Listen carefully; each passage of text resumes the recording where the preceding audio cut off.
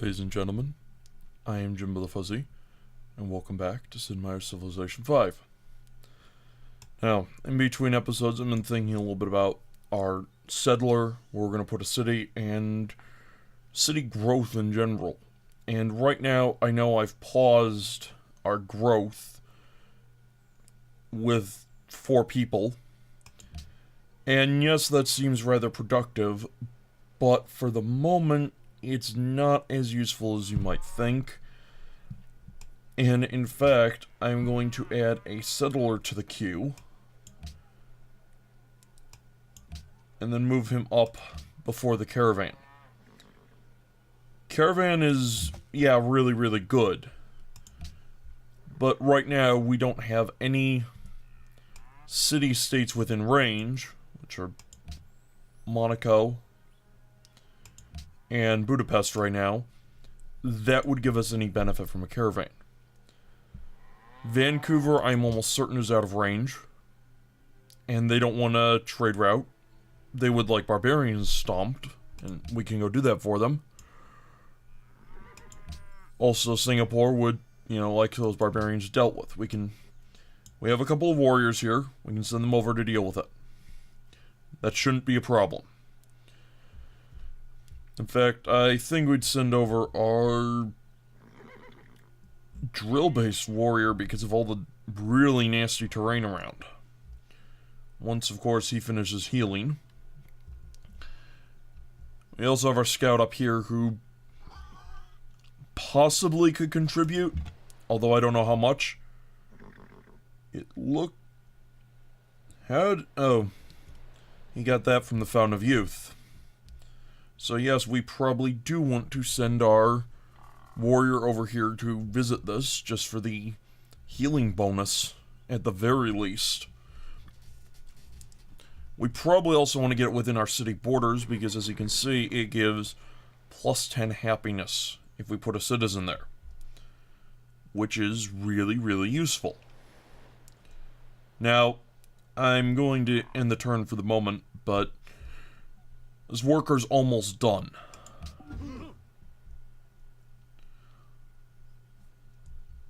And 2 other people have reached the classical era. Now, this warrior needs to get within our territory. Now, there's one major difference between Civilization 6 and Civilization 5 when it comes to unit movements. If you notice, this is exactly 4 turns away. My warrior has 2 movement points per turn, which means he can move across 2 tiles of flat land. This is marked as 5 turns. At the end of his turn, 5 turns from now, or maybe 4, not sure, he will move onto this tile. In Civilization 5, that ends the turn. In Civilization 6, you'd move here and then ask me for more orders.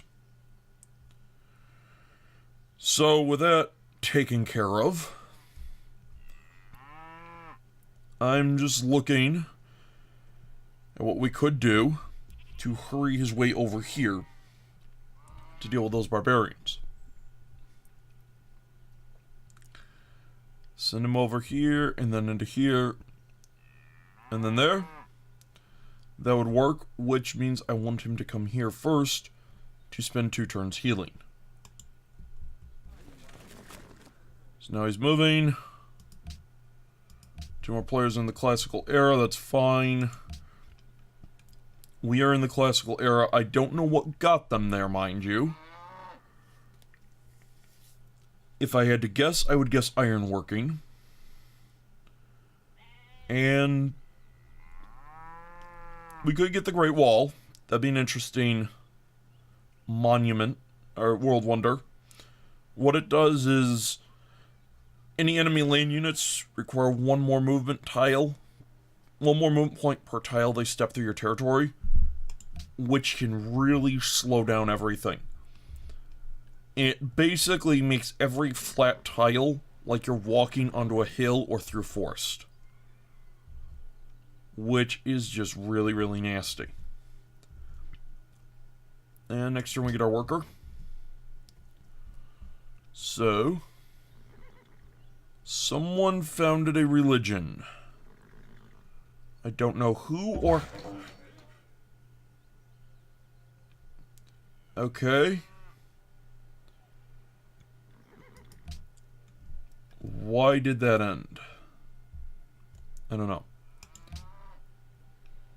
Someone founded that. World religions, what do they pick? Beliefs. +2 goal for... Okay, church property. That's a tendency of the AI. The automatic faith purchase can be set up, and I'll start doing that on Mega. In order to get a great profit, unlike in Civilization 6, where you collect great profit points from having holy sites or buildings in those holy sites, here you have to get up to a certain amount of faith, and then every turn you have a chance to get the great profit. At which point it will deplete your faith back to 0, and you need to start building up again. I can't remember if to that same level or a significantly higher one. Either way. Now, first thing I want to do is move my worker over here. And this is one of the major differences between Civilization 5 and Civilization 6. Workers and builders. This will take me 7 turns to build this quarry. It's not done instantly, but my worker has infinite charges. So, with that being said, as long as he's here, things are going to be fine. But, on the other hand, I need to have a unit around to protect him. Also, the...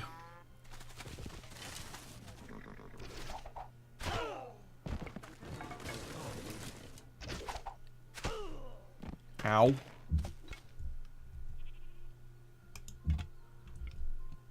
We have archers running around. Okay. They can hit me again, no matter where I move. If I move up here, it'll be very costly for them to do so. Oh. Someone lost a settler. That is really bad news for them. I'm almost certain it was the Shoshone. So, these guys are going to be able to shoot me if I move anywhere into the jungle around here. They can shoot me because they're on the hill, unless they can see over the jungle. And that's, therefore, line of sight is not blocked. These guys will be able to move one tile to here and shoot me. So I am going to get hit at least once. If I'm really stupid, like if I move onto this hill and stay here, I'm going to get hit twice. But I think the best move is going to be move onto this hill,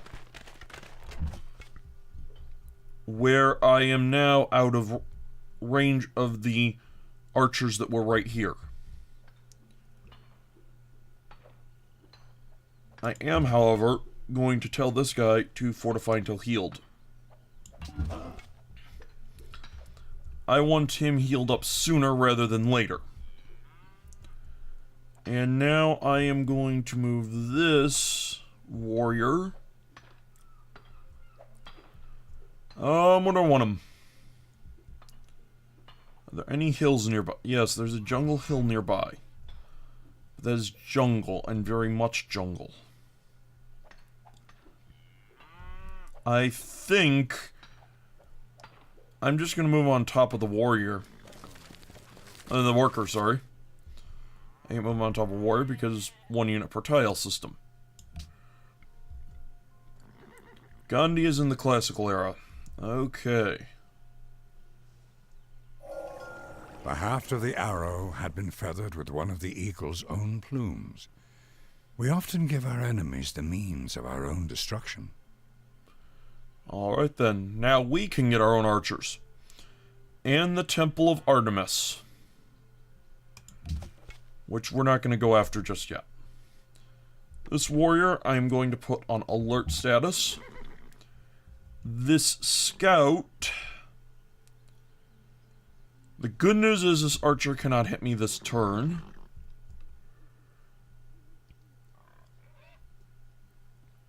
On the other hand, barbarian hand axe.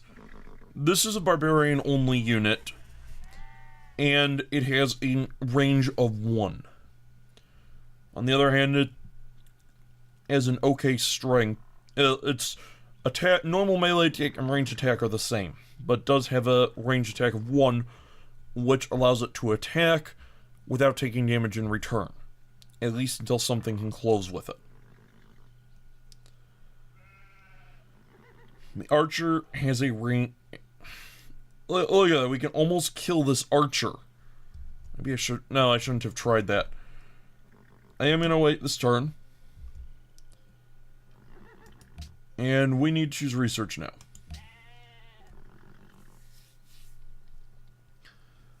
We could go for sailing.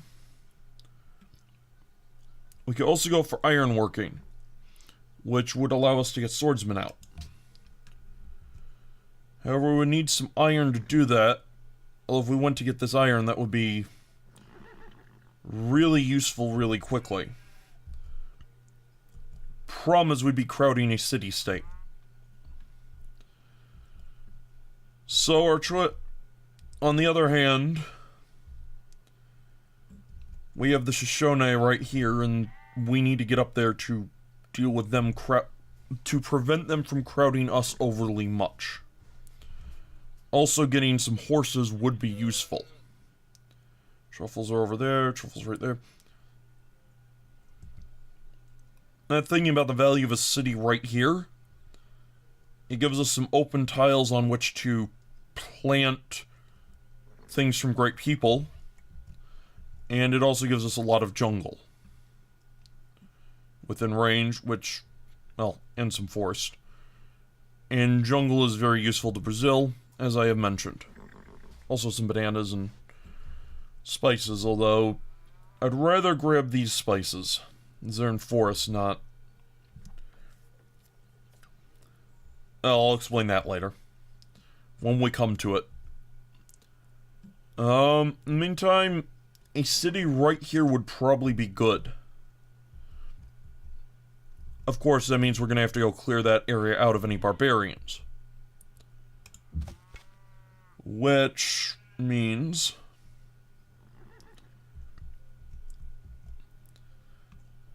Again, the reason I'm saying right here is because we have to think long-term. And we have to think about how much jungle can we get within our borders. And we also need to think about what's over here. Barbarian encampment right there. Is that Budapest that wanted us to deal with it? I don't remember. It may have been. Next turn we get a cultural policy. Cool. Anyway. Tech tree. If we do go up there, we're going to get the iron relatively quickly. Hopefully we can get it before the Shoshone manage to expand. Trapping doesn't seem like it would do too much for us. The wheel is useful. It does get us towards currency. And currency is nice for the market. And markets give us gold, and gold is always good. Also the mint. Mints are not bad. We could also consider, and I don't often do this, but rushing for theology in order to get access to the Hagia Sophia, which gives a free Great Prophet, and the Great Mosque of Jen, which makes our missionaries better. Also the Grand Temple, which... Grand Temple is really useful overall. It is also a national wonder. All these wonders are really good. And to get there, we need to go through drama and poetry, which gives us the Writers Guild, the Parthenon, which would give us both culture and some tourism at this early date, which is not bad. However, it would also set things back a little bit. It is a hard choice.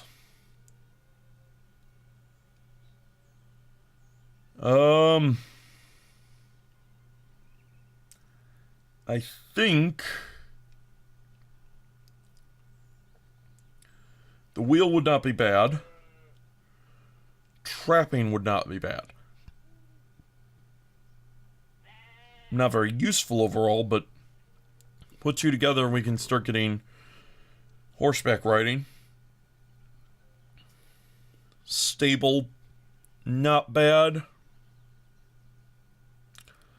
And the caravanserai increases the range of land trade routes. Could go for sailing, which gives us another trade route. And trade routes, again, are useful, but we don't have any good spots for them yet. Though it also gives us cargo ships and so many options. I think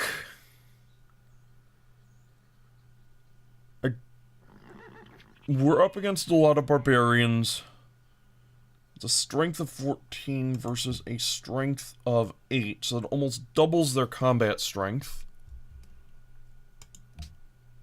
If we really need it, we could go to honor for a 33% boost, but getting the swordsman and promoting these warriors into swordsmen would be a huge boost to our combat power. So add a 30% bonus on top of that 14. Takes up to like 18 or 19.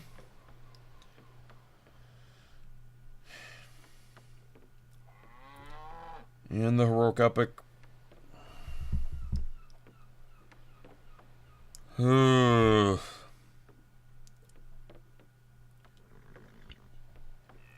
I think... Well, construction gives us lumber mills, which is a massive production boost. So look at all the forests we have. Being able to add +1 production to all of them. That's not as big of a deal right now as it seems. There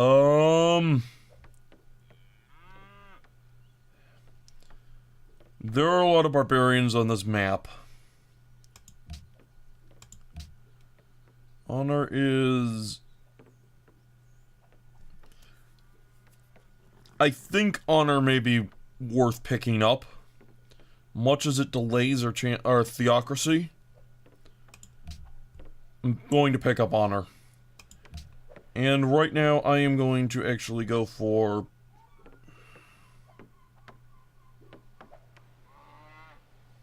I'm torn. I really am. I think...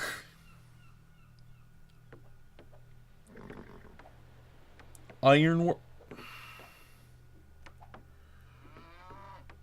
I think we need ironworking. Annoying as it is to admit that right now. You're going to heal up. You're going to stay right there. We are losing gold. Not good, not good, not good.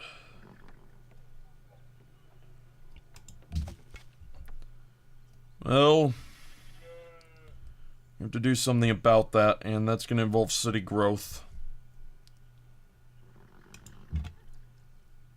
Now you're waiting this turn. 20 HP back.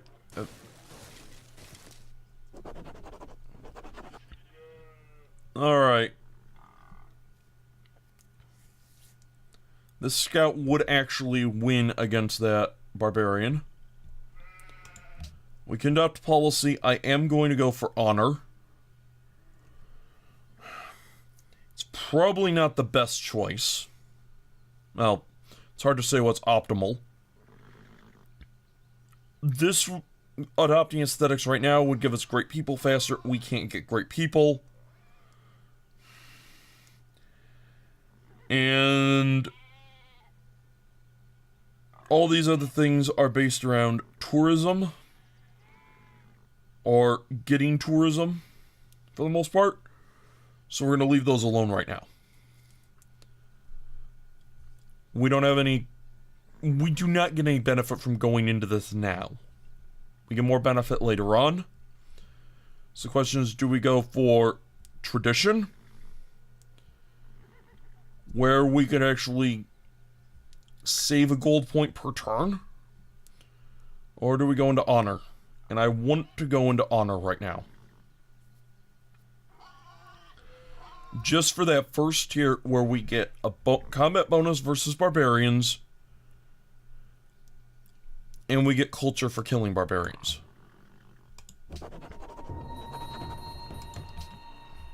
And we get to find barbarian encampments just through the fact that we are honorable warriors.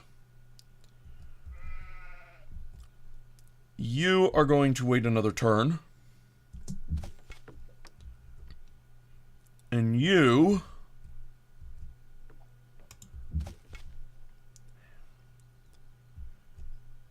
I want to send you up here to deal with this guy.